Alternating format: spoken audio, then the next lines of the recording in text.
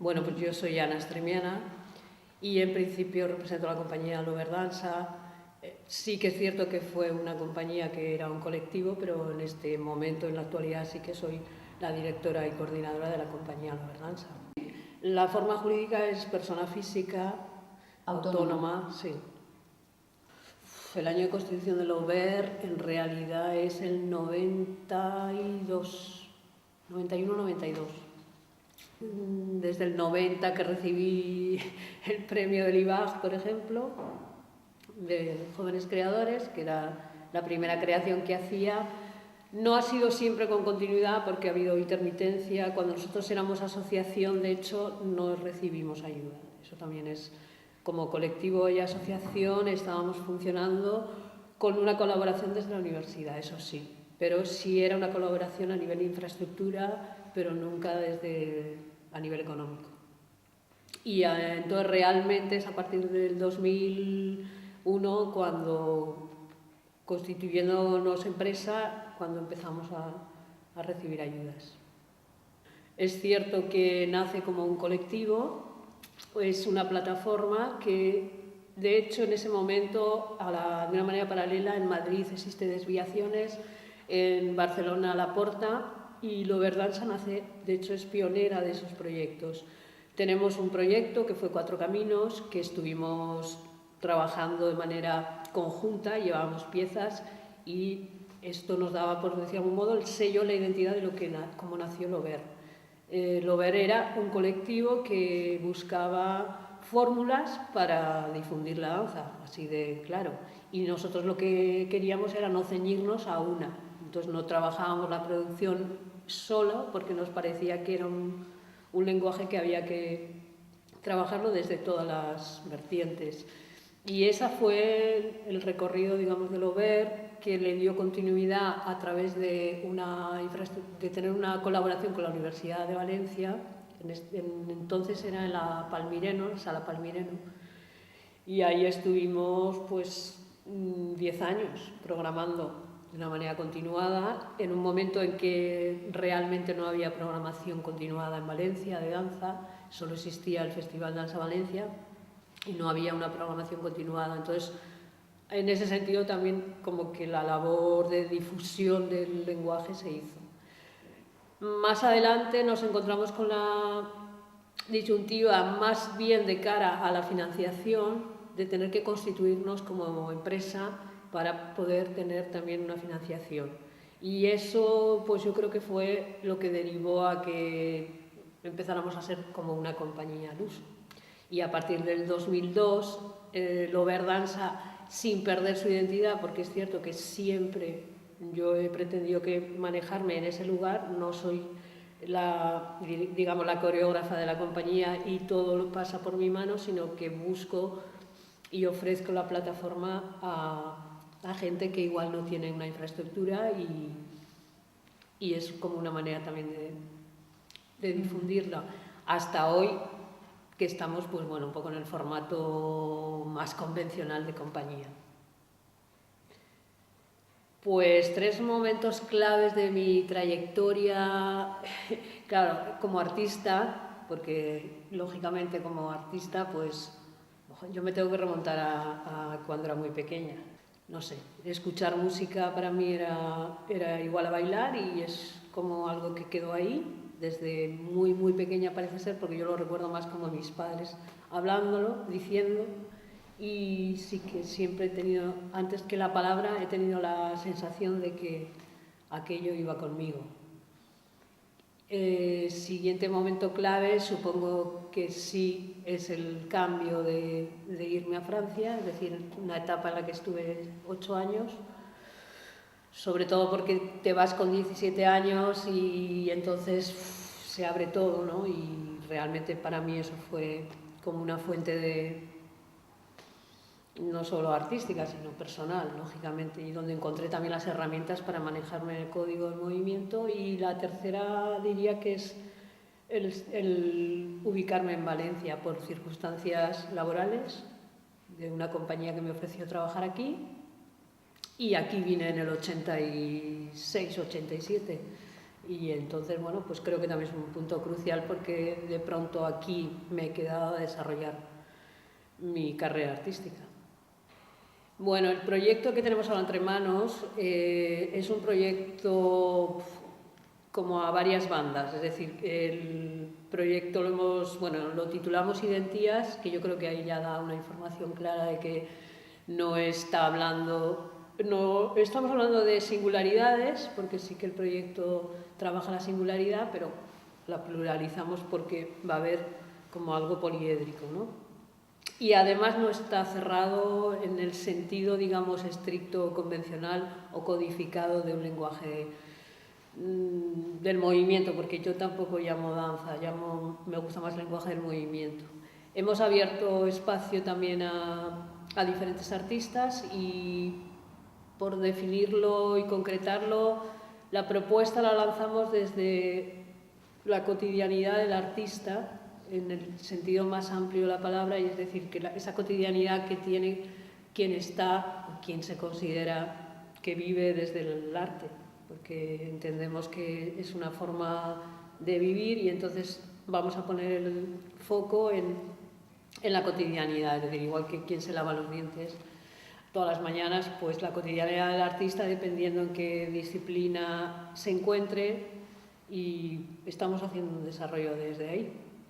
Y yo creo que es como plasmar el punto de partida en el sentido de que, mira, da igual donde estés, lo que ocurra, lo que no, las circunstancias, cómo deriva el panorama, etcétera, etcétera, es el ser, más que el estar. Y entonces ahí nos hemos encontrado, o sea, yo creo que el origen viene de decir, bueno, vale, es que a veces uno es el concepto del arte, el concepto del artista, se es.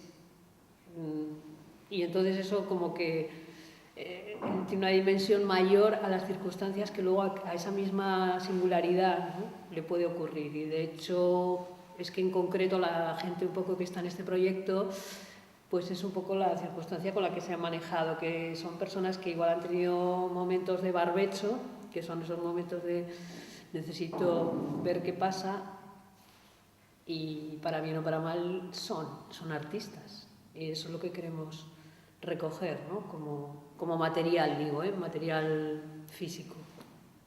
Pues la manera de procesar y cómo estamos haciendo el proceso, yo creo que está bien, por un lado, porque quiero decir, no es en la misma ciudad, hay una propuesta desde Sevilla, por ejemplo, entonces eso hasta ahora, por un lado, es como el hilo que no sabemos muy bien cómo se maneja cada uno, pero nos interesa.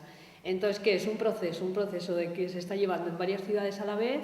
Tenemos información, pero no toda, ni queremos tenerla, y lo que tenemos estipulado es un previo antes de estrenar. Entonces habrá un encuentro y esa tercera etapa sería la que vamos a construir, pero a partir de lo que cada uno traiga y recoja. O sea, no hay una intención a priori del desenlace. No sabemos lo que va a ocurrir, aunque estemos trabajando en un mismo lugar, ¿no? Desde un mismo lugar, pero no de concepto, porque físicamente, ya te digo, hasta hay propuestas de diferentes ciudades.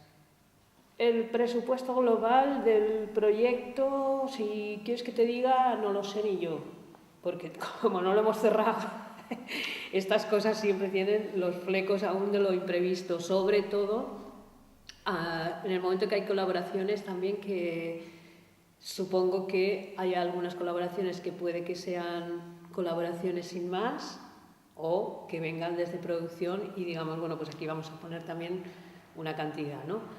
A nivel de subvenciones, con lo que nosotros podamos contar, seguro, de decir, bueno, tenemos esta partida económica, pues sí, tenemos la ayuda de Teatris y la ayuda del ayuntamiento como dos pilares en los cuales sí que nos sostenemos. Entonces, si partimos de esas ayudas, tampoco son al completo para producción, pero bueno, estamos hablando de 15.000 euros, por poner una cantidad.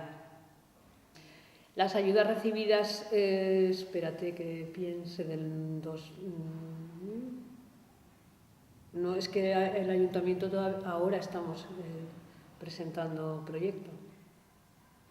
O sea que todavía no no se ha hecho la resolución de las ayudas del ayuntamiento. Entonces contamos con la ayuda de Teatres y estamos a la espera de la ayuda del ayuntamiento.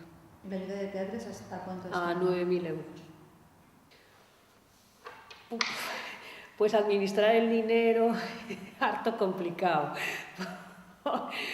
Hombre, por un lado, ¿qué ocurre? Pues que a veces por manejarte la precariedad como lugar, y ya no solo porque sea circunstancial, sino que también hasta por filosofía artística, o sea, de hacer un buen aprovechamiento y un buen recogimiento, pues a veces te habitúas a trabajar también en una precariedad que yo, de hecho, la considero importante. O sea, no soy una persona que me guste tampoco explayarme a hacer grandes... Pero esto no quiere decir que luego, cuando cuentas con una cantidad, también es cierto el hecho de que no puedes... a mí, más que por grandes logros, es una cuestión de... Creo que a veces hay una carencia de tiempo. Eso es lo que más me dificulta, el hecho de, ya no por una cuestión solo económica, o sea, no solo es traducirlo a dinero, necesito más dinero, no. Yo ni siquiera creo que es traducible a dinero. Para mí es una cuestión más de organigrama, de que estuviera más estructurado el tejido de todo este sector para que quienes, por ejemplo, creamos pudiéramos estar en ello y esto tuviera como una estructura. Es casi lo que más demandaría yo a la hora de trabajar, ¿no? El verdadero lujo sería tener tiempo para la creación. Entonces, con estas maneras es cierto que no nos lo permite, porque estás manejando a nivel administrativo, tienes que hacer papeleo, entonces al final la misma persona tiene que hacer tantas cosas que hay un punto caótico de dónde estoy creando y dónde estoy haciendo papeles, que quieras o no, es tiempo. Ahí es donde creo que debería estar la construcción o encontrar una fórmula que no nos hiciera a los que estamos creando que acabáramos haciendo toda una serie de papeleos y de la parte administrativa, ¿no?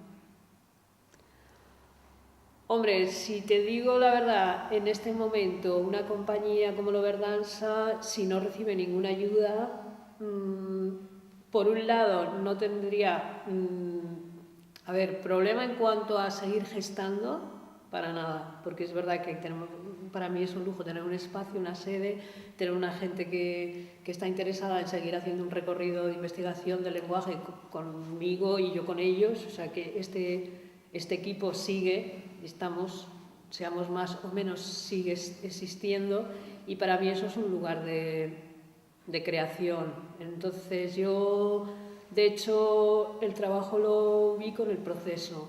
El resultado no deja de ser como una fórmula que muchas veces es un requisito. Y bueno, bien, vale, vamos a exponerlo y hoy toca que venga gente a verlo y hoy lo ponemos ahí.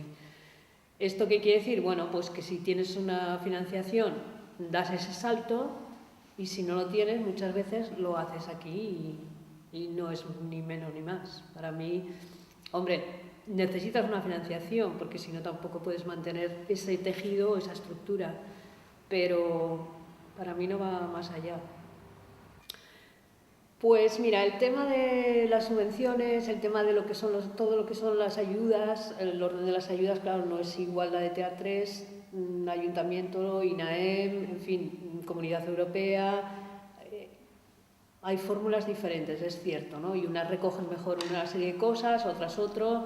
Entonces no podemos hablar en concreto porque no son exactas, pero hay cosas o carencias que sí que es general. Y es como la administración tiene que ejecutar desde unas partidas económicas. La orden de ayudas, lo que yo considero es muchas veces que no funciona de una manera más transversal, porque no puedes o bien decir café con leche para todos y luego eso no es una realidad, entonces obligas en cierto modo a que se estén haciendo productos casi al unísono, y es en cierto modo, flexibilizar, que yo sé que esa palabra la administración es muy difícil que la recoja, porque tiene que jugar también a hacer un orden y a seguir una pauta. Ahora, creo que se podría o se debería de flexibilizar mucho más el tipo de...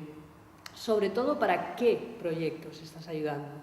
Saber qué tipo de proyectos y dar cabida a ese tipo de proyectos, porque hoy lo que yo creo que carece la orden de ayudas en general es que solo recoge un cierto modelo y ahora el INAEM empieza a hablar de colaboración, residencias, tal, vale, empiezan a escuchar cosas porque en el fondo yo creo que es por donde nos estamos moviendo y la administración muchas veces no recoge el lugar en el que se está trabajando, que es mucho más flexible y que debería de permitir al creador tener un poco la libertad de moverse, ¿no?